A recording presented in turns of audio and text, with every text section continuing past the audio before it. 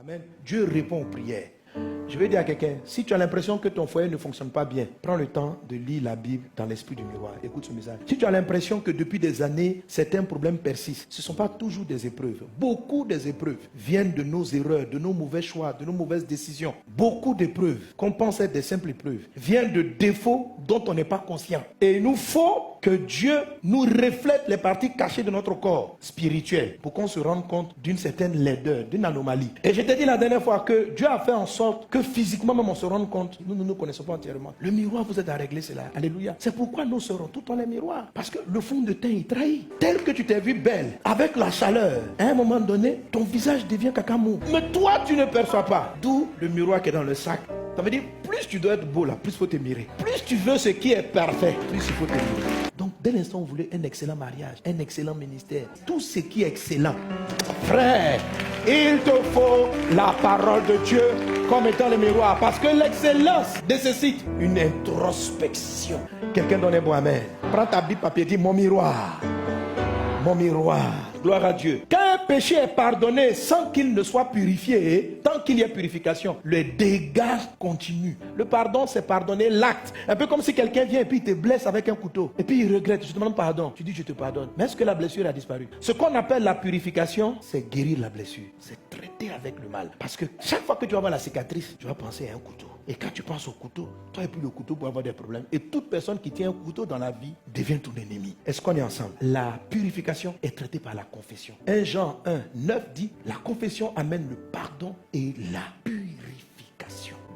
C'est-à-dire, tout ce qui a été détruit, le sang de Jésus est puissant pour aller rétablir et faire en sorte que tu as une vie beaucoup plus équilibrée après. Il faut être purifié. Or, pour confesser, il faut mettre le doigt sur le problème. Vous ne pouvez pas confesser ce dont vous n'êtes pas conscient. On dit confesse, je dis je confesse quoi? Je demande à Dieu pardon. Je sais que forcément un jour j'ai péché, mais ça ne veut rien dire. Tu as fait quoi? Lisons Hébreux chapitre 10. Approchons-nous avec un cœur sincère, avec la plénitude de la foi, les cœurs purifiés d'une mauvaise conscience et le corps lavé d'une eau pure. Psaume 51, verset 2. Lave-moi complètement de mon iniquité et purifie-moi de mon péché. Amen. Le miroir de la parole de Dieu ne traite pas, comme j'ai dit tantôt, ce qui est extérieur. Il va sonder. Lorsqu'on parle de sonder, c'est checker, c'est examiner en profondeur. Alléluia. Je vais te donner des exemples, en tout cas me concernant. Comment? Parce que je cherche à ressembler à Christ de mieux en mieux. Parce que c'est le miroir qui fait ça. 1 Corinthiens chapitre 3, verset 18. La Bible dit, nous tous qui le visage découvert, contemplons le Seigneur comme dans un miroir. Alléluia. Parce que je peux le contempler, pas comme dans un miroir. Je peux dire, Jésus est grand, mais pas mettre le miroir pour dire, Seigneur, je veux être comme toi. Et si je ne ressemble pas à Christ, je ne peux pas saisir tout ce qu'il m'envoie. Ou je vais les perdre, ou la chose ne va pas s'améliorer. Amen. C'est par rapport à mes voyages. À un moment donné, ça devient fatigant, les voyages sont longs, tout ça. Donc, j'ai souhaité, pour être en forme quand j'arrive à mes programmes, voyager en classe affaires. C'est un sujet valable. Dieu m'exauce. Chaque fois, je me suis classé. Et un jour, j'ai prié à l'aller comme au retour. Sur 3-4 voyages, on m'a plus su classer. Pour moi, bon, c'est un jour ça marchait, un jour ça n'a pas marché. Pourtant, Dieu m'avait exaucé. Mais comme je n'arrivais pas à la phase 6 pour me mirer spirituellement, Dieu a bloqué son miracle. Et c'est là que Dieu amène mon cœur. Il dit, mais pourquoi tu veux aller en classe affaires? Pour ne pas avoir mal au dos, pour bien me reposer, tout ça. Il dit, juste ton cœur, fiston. Et il va me montrer maintenant. Je me revois quand je suis en classe affaires. Quand les gens passent pour aller dans les autres classes, mon cœur a un petit sentiment de supériorité. C'est-à-dire quelque chose dit en moi, il y a les uns et il y a les autres. Mais officiellement, je n'ai rien dit. Tu comprends, non? Je suis le même pasteur, toujours courtois. Quand ceux qui passent, qui me connaissent, pasteur Sanogo, oui, ça va. Mais mon cœur est en train de dire, il y a les uns. S'il y a d'autres pasteurs qui passent, on salue les pasteurs. Et il va derrière. Le sujet n'a pas changé. Seigneur, je veux me reposer. Voici les raisons officielles. Mais mon cœur est en train de dire autre chose. Et il dit maintenant, depuis que ta prière n'est pas exaucée, que tu es dans les classes en dessous là, tu penses à quoi? Et puis il m'a montré que je me sentais un peu inférieur à ceux qui étaient en classe affaires. C'est-à-dire quand maintenant, parce que moi ici, il fallait traverser la classe affaires pour aller dans ma classe. Donc quand j'arrive, je les salue, mais que je me dis, je pense qu'ils pensent ce que moi je pensais. Est-ce qu'on est ensemble? Alors, ça m'a permis de saisir mon miracle en confessant, oh Seigneur, l'orgueil est rentré en moi. Je ne prie plus pour un besoin, mais mes pensées ne sont pas pures.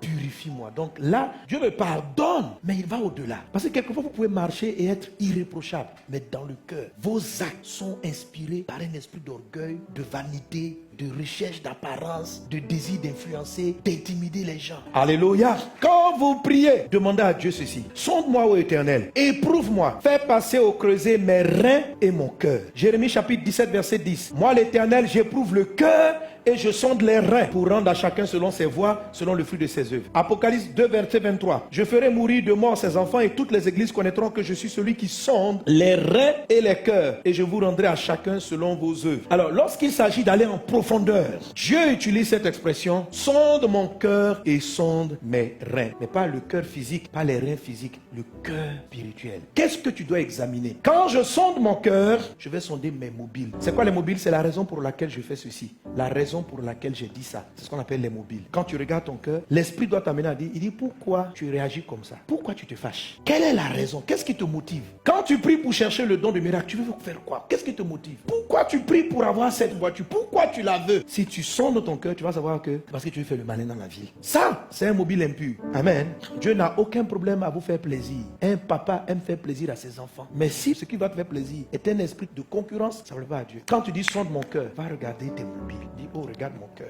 Donc c'est ce qui s'est passé pour mon cas de la classe affaires. Une deuxième chose que le cœur qui doit être sondé, ce sont les blessures. Tout ce qui a blessé votre cœur. Il faut amener le miroir de la parole de Dieu là-bas pour dire regarde. Généralement à ce niveau, vous allez traiter avec vos réactions. La manière dont vous réagissez, la façon dont vous vous énervez ou la manière dont vous vous découragez vite. Si vous sondez le cœur, l'Esprit Saint peut aller mettre le doigt exactement sur le problème et puis guérir le mal. Les blessures intérieures sont causées par des frustrations dans notre passé. Je vous ai 1000 fois raconté ce témoignage que j'allais perdre l'exaucement de ma prière qui était ma femme, à cause des blessures. Lorsque je suis devenu chrétien, la sortie de l'islam m'a privé affectivement de l'affection des parents et je me suis endurci pour me protéger. Et dans mon âme, sans m'en rendre compte, j'ai décidé de ne pas m'attacher aux gens. En fait, inconsciemment, mon âme a refusé l'amour parce que l'amour fait souffrir. Donc, j'aime quelqu'un, mais je ne dois pas lui dire que je l'aime trop.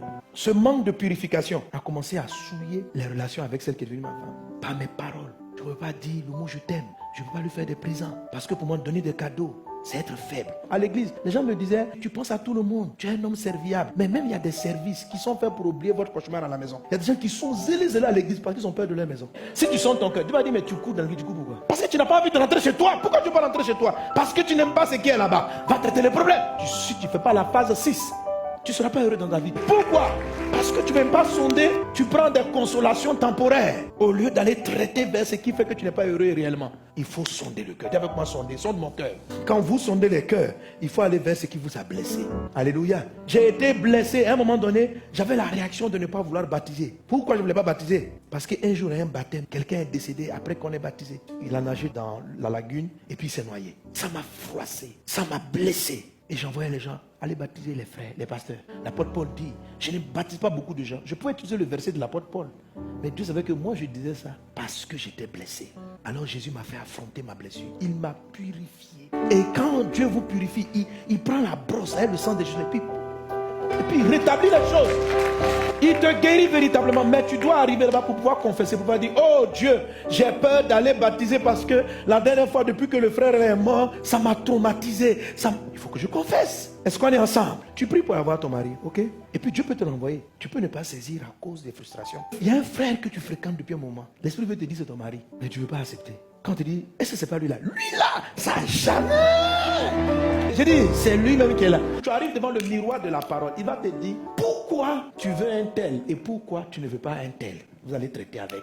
Toi, dans ta prière, tu as précisé, je veux un homme grand détail, un peu svelte, raffiné. Ok, gloire à Dieu. Maintenant, quand Dieu t'exauce, il t'envoie un petit détail musclé. Donc toi, tu ne comprends pas. Parce que tu dis, mais pasteur, tu n'as pas dit que Dieu me donne ce que je veux. Mais en fait, ce que tu veux là, d'où ça vient, il va te montrer. Et quand tu vas aller vers le miroir, l'esprit va commencer à te parler. Il va dire, pourquoi tu ne veux pas le frère là? Et après, il va ouvrir tes yeux. Il va te rappeler, tu as eu un copain. Il était court, il était musclé. En fait, les deux là ont la même physionomie. Mais il t'a trahi. Il t'a fait du mal, il t'a laissé et il est parti marier Gasparette. Alors, inconsciemment, ton âme s'est rébellée contre tous les coups musclés. En fait, ton genre d'hommes, ils ne sont pas grands, ça c'est naturellement. Mais tu t'es trop vite engagé avec des gens, ça t'a créé des problèmes. Tu vas tomber sur la bonne personne parce que ce n'était pas ton temps de mariage. Mais tu sais, quand Dieu t'exauce, il va t'exaucer selon ce que tu veux réellement. Ce que tu veux dans ton fond là, c'est un homme qui n'est pas grand et qui est musclé. Mais toi-même tu ignores. Quand tu pries, et tu arrives dans le miroir des blessures, il va lever ses pieds, il va te dire, tu n'as jamais été purifié. Tu as pardonné à Gasparien. Vous voyez dans la rue, vous saluez, frère Gasparien, ça va? Tu n'as pas de problème, tu l'aimes bien. Mais pour ce qui est des relations qui vont au mariage, ce type de personne, tu ne le supportes pas. Camarade, ça va, mais mariage, ça c'est autre chose. Quand tu vas rentrer dans le cœur, Dieu va mettre le doigt là-dessus. Et il va te dire, tu as pardonné à Gasparien, mais tu n'as pas été purifié de la trahison qu'il t'a donnée. Et quand tu dis, je confesse, je n'ai pas été purifié. Le sang de Jésus arrive.